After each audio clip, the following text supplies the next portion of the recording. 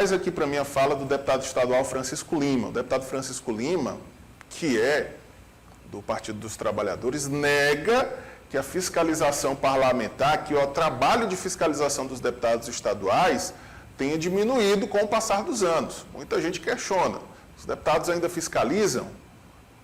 Mudou a postura dos deputados estaduais? Quem vai responder é o deputado Francisco Lima. A fiscalização é um dos papéis imprescindíveis do parlamento, acompanhar ali o que vem acontecendo. Ou você faz na burocracia, ou você faz no corpo a corpo, nas visitas, ações. Eu tenho procurado fazer isso no corpo a corpo, mais às vezes do que na burocracia. E há dois tipos de fiscalização. Aquela que tem o objetivo apenas de, digamos assim, espalhar brasa, e aquelas que é no sentido de corrigir. Eu sou dos parlamentares que acredito que a gente precisa fiscalizar para corrigir rumos, para subsidiar, sobretudo, os implementadores das ações, de que não haja desvio de função, de finalidade e muito menos na aplicação dos recursos. Acho que mudou um pouco o papel. Alguns fiscalizam apenas para fazer proselitismo político. Eu acho que nós temos que fiscalizar para ver o cumprimento da lei e principalmente evitar o desvio de finalidade e de recursos, sobretudo corrigir rumos. É esse o grande papel da fiscalização, a meu ver. A gente viu muito emblemático sobre o papel dos deputados estaduais, que em tese, além de, como o nome já sugere, legislar, né, a Assembleia Legislativa cria leis, os deputados têm o papel de fiscalizar o Executivo, pelo menos teriam. Mas em algumas situações, em alguns cenários, eu diria que esse papel fica até um pouco comprometido, João. Por exemplo, no caso do Piauí. No Piauí nós temos 30 deputados estaduais. Dos 30 deputados estaduais, hoje, na Assembleia Legislativa, pelo menos 27 ou 28 fazem parte da base do governo. São aliados do governador Rafael Fonteles. São base, ligados ao Palácio de Karnak. Ocupam secretarias ou indicam.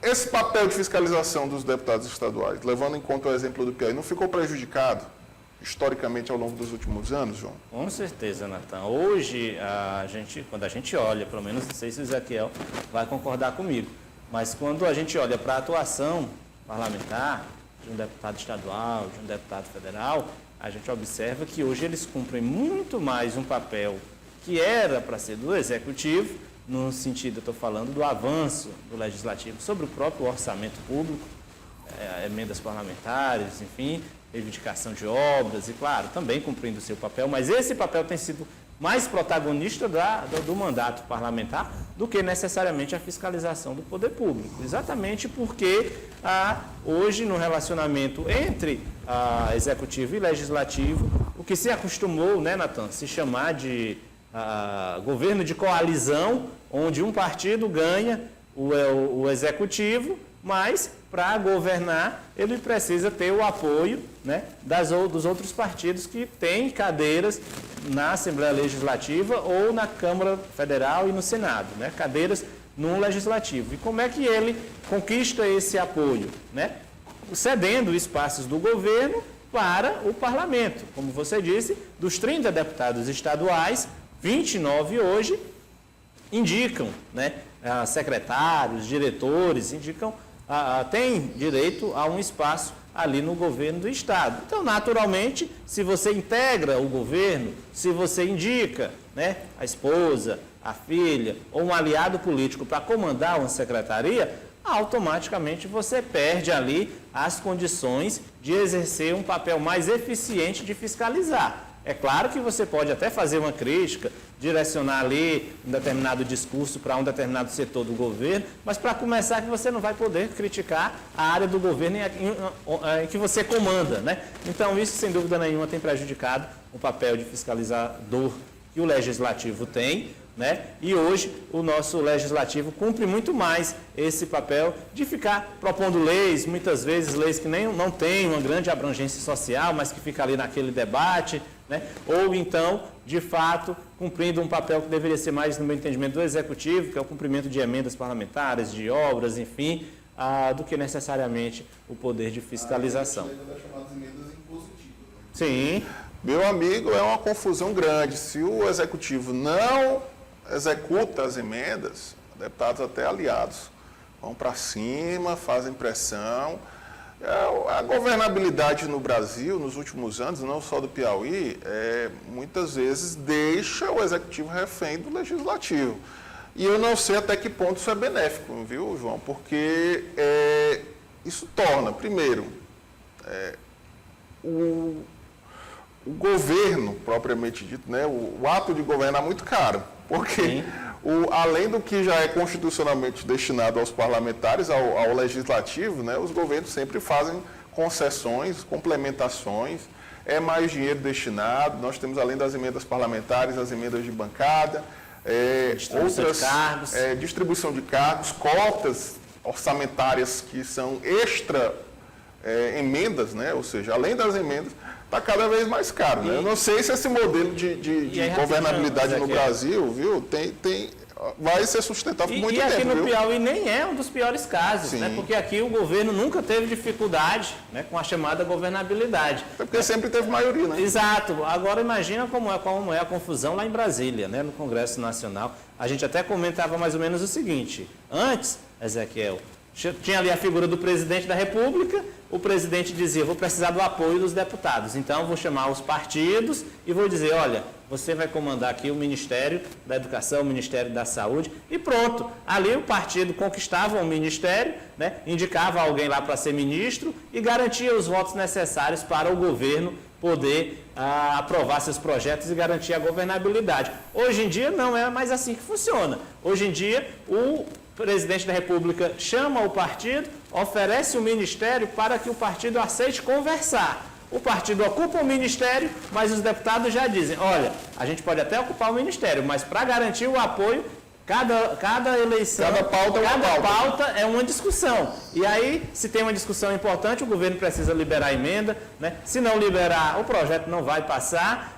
O partido tem 2, 3 ministérios, mas vota contra, porque a indicação do ministério só contempla lá quem está no ministério, não contempla mais a bancada do partido, e aí, de fato, tornou a governabilidade muito cara, né? Um maior exemplo, como eu falei, é o avanço do parlamento sobre as emendas. Um deputado federal ter por ano cerca de 50 milhões de reais para a emenda é muito dinheiro, Natan. Não tem justificativa. E isso causa um prejuízo na minha avaliação, né? Porque assim, quando o dinheiro está na mão do executivo, é bom lembrar, o executivo é quem tem, ou deveria ter, os técnicos suficientes para dizer, olha, a gente vai fazer aqui um planejamento estratégico e encaminhar essa parte de recursos ali para setores que não dão voto, né? Para a ciência e tecnologia, para a pesquisa científica. O governo federal tem técnicos suficientes e acaba se tornando também uma espécie até de estelionato eleitoral, porque o executivo é eleito para definir as prioridades do orçamento e definir os investimentos do país, do Estado, do município. Quando você joga esse dinheiro na mão dos deputados, o deputado vai dizer, precisa atender minha base eleitoral, então o dinheiro vai para calçamento, asfalto e eventos. E aí, sem dúvida nenhuma, deixa de ter recurso em áreas essenciais que não dão voto. Eu acho que esse modelo não é sustentável e a gente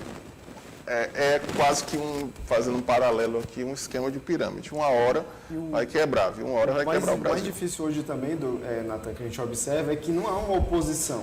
Quando então a gente observa que basicamente toda a Assembleia, né, é pró-governo, não há mais aquela preocupação então dos parlamentares em estarem cobrando o executivo de alguma benfeitoria, cobrando algum tipo de serviço, algo ali que está faltando ali à população em si. A gente está observando basicamente isso, em comparação a anos anteriores, principalmente ali na época de Monsanto, por exemplo, onde você observava muito dividido ali a Assembleia Legislativa, agora totalmente o contrário, né? Antigamente, onde era 17 contra 14, 15, né? Ou 15 contra 14, né? Enfim, era observado ali aquele equilíbrio, né, entre as forças, entre a situação e a oposição. Só que agora não, com o passar dos anos, a gente vem observando que cada vez mais a oposição vem perdendo espaço para a base governista. E aí os deputados hoje não estão, digamos, de certa forma, vamos ser bem claros e sinceros, não há mais aquela preocupação em cobrar do executivo melhorias, obras, enfim. Há mais aquela preocupação do próprio parlamentar em ter ali as suas emendas impositivas sendo aplicadas de fato